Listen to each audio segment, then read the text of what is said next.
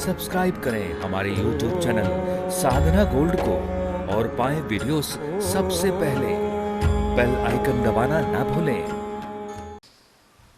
तो एक बार जब भगवान मथुरा से रथ में बैठ के कृष्ण और बलराम उज्जैन आ रहे थे तो उन्होंने देखा एक पेड़ के नीचे एक गरीब ब्राह्मण बैठा हुआ है और जो रो रहा है और रोते रोते सबको बुला रहा है, भैया आ जाओ मेरी मदद कर दो, भैया आ जाओ मेरी मदद कर दो। कोई उस गरीब ब्राह्मण के पास जा नहीं रहा है। और जब भगवान कृष्ण ने देखा, रथ रुका और रथ रुकने के बाद भी महाराज भगवान कृष्ण उतरे और उतर के देखा तो उस ब्राह्मण बालक के पैर में कांटा लगा है और वो कांटा पीछे से लगा है तो ऊपर तक महाराज, नीचे से ऊपर तक आर पार हो गया।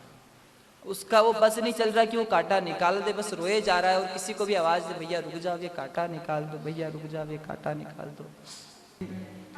भगवान श्री कृष्ण कितना ही बड़े बन जाओ महाराज, कितने ही बड़े हो जाओ, पर अपने संस्कार, ब्राह्मणों का सम्मान, वैष्णवों का सम्मान, संतों का सम्मान करना मत भूलना। इस चीज को हमेशा ध्यान नोट में रखना कि कितने ही बड़े क्यों ना बन जाएं, भगवान श्री कृष्ण रथ से उतर गए, आए और आते ही भगवान ने उस ब्राह्मण के पैर पकड़ लिए। पैर पकड़े, वो डर गया, अरे कोई राजकुमार लगते हो, मेरे चरण छोड़ दो, मैं गरीब हूँ। बोले वो कह रहे हैं कृष्ण चाहे तू गरीब है पर हमारे लिए पूज्य है, क्यों? क्योंकि तू ब्राह्मण है। चाहे तो उस समय भी कुछ नहीं था महाराज, आज भी कुछ नहीं, पर उस समय भी जो था महाराज, एक बार कह दिया जा थारो भलो होएगा तो फिर भला होने से कोई रोक नहीं सकता। तो आइए, भगवान श्री कृष्ण ने वो कांटा निकालने का प्रयास किया और जब वो कांटा निकालने का प्रयास किया, भगवान श्री कृष्ण ने जब वो कांटा ब्राह्मण के पैरों में देखा तो भगवान श्री कृष्ण ने वो कांटा अपने मुंह से निकाला। काय से निकाला? अपने दांतों से निकाला। वो निकल नहीं रहा है, हाथों से प्रयास करे जा रहे, निकल नहीं रहा है। ब्राह्मण का रोना आ रहा है महाराज। भगवान श्री कृष्ण ने वो कांटा अपने मुंह से निकाला और मुंह से निकालने के बाद उस ब्राह्मण को पूछा, कहाँ जाओगे? हम छोड़ दे। बोले हम गुरुजी के यहाँ जा रहे हैं। कौन से गुरुजी के यहाँ जा रहे हैं? बोले उज्जैन अवंतिकापुरी जा रहे हैं, सांदीपनि ऋषि। अच्छा, हम भी वहीं जा रहे हैं, चलो हमारे साथ। बोले नहीं महाराज, आप कहाँ रथ में बैठने वाले हैं और कहाँ मैं पैदल चलने वाला, आपकी और मेरी जोड़ी बनी नहीं सकती है। बोले नहीं, क्षत्रिय और वैष्णव, क्षत्रिय और ब्राह्मणों की जोड़ी तो सदा से बनी हुई चली आई।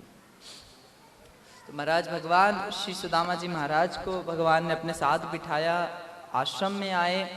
अब सुदामा जी महाराज हमेशा अपने आप कृष्ण का ऋण समझते हैं। तो एक बार उज्जैन में अवंतिकापुरी में एक गरीब ब्राह्मणी, एक गरीब देवी, एक अम्मा है, वो मजदूरी करती, अपना पेट पालन करती। तो वो एक दिन मजदूरी करने गई तो उसे मजदूरी में चने मिले। क्या मिले? शाम का समय था, थक गई, आई, चने खाए नहीं और भूखी सो गई। योग से उसके घर में एक चोर घुस गया, कुछ मिला नहीं, गरीब का घर में चना था, चने उठा लिया उसने। और चने उठा के जब वो जाने लगा तो वो अम्मा जग गई और अम्मा जो जगी, हड़बड़ाहट हुई और जो ही हड़बड़ाहट हुई, चोर समझ गया कि ये जग गई है तो वो वहां से भागा और भाग के सांदीपनि ऋषि के आश्रम में घुस गया। अब उस अम्मा ने श्राप दिया, जो भी मेरे चने खाएगा वो अत्यंत गरीब होगा, बहुत गरीब होगा। तो कहते हैं ना कि भाई सुदामा जी ने तो आड़े आड़े चना खाया, आड़े आड़े नहीं खाया। ब्राह्मण भी होता था जो जानी जाता था आगे की पाछे की सबकी, आड़े आड़े थोड़ी खाया।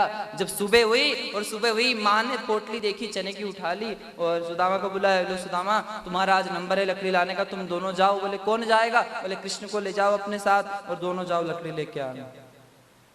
सुदामा जी ने जैसे ही वो चने हाथ में लिए, उन्हें लगा ये चना तो श्रापित है, जो इनको खाएगा वो, और मेरा कृष्ण तो बड़ा कोमल है, ये कैसे उठा सकेगा गरीबी, मैं सेवक हूँ, दास चलेगा। तो भगवान सुदामा जी महाराज ने भगवान को एक दाना भी चने का नहीं दिया और पूरा का पूरा श्राप अपने ऊपर ले लिया महाराज। और वही हुआ।